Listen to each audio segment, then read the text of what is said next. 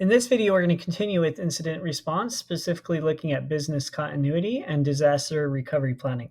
So business continuity plan specifies how we're going to restore or maintain core business operations when disasters occur. And this is vital that we have some plan put into place because we can almost state with certainty that there is going to be some kind of compromise or some need to restore at some point.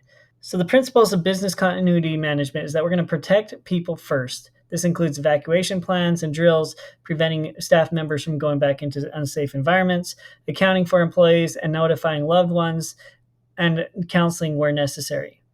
Since people have a reduced capacity to make decision making during a crisis, we need to make sure that planning and rehearsal are done over and over again to minimize the burden that this crisis can have on them.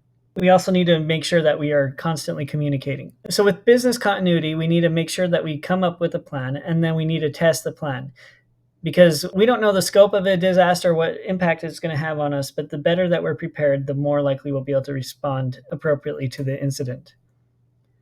We also need to make sure that we're continually updating the plan based off external conditions or internal conditions or other things that we've discovered since the last time we went through our plan. So that's business continuity. As a subset, we have what is called disaster recovery, where we're just focusing on maintaining and restoring the IT resources. So the building blocks of a disaster recovery plan and business continuity plan look like this.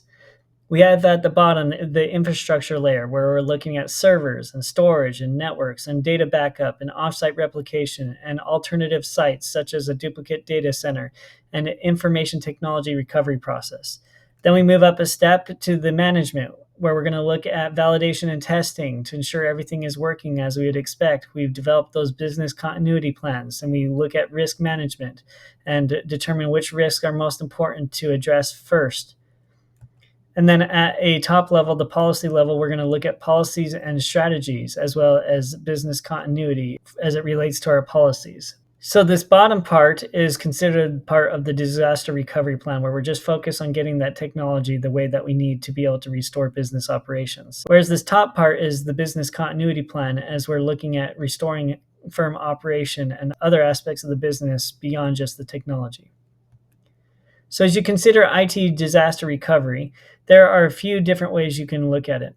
If you have a hot site, basically with a data center, you duplicate the entire data center. That includes all the hardware, all the software, all the data that is on each of these. So you're going to have a complete duplicate. Now, this is very expensive because you're duplicating everything across multiple locations.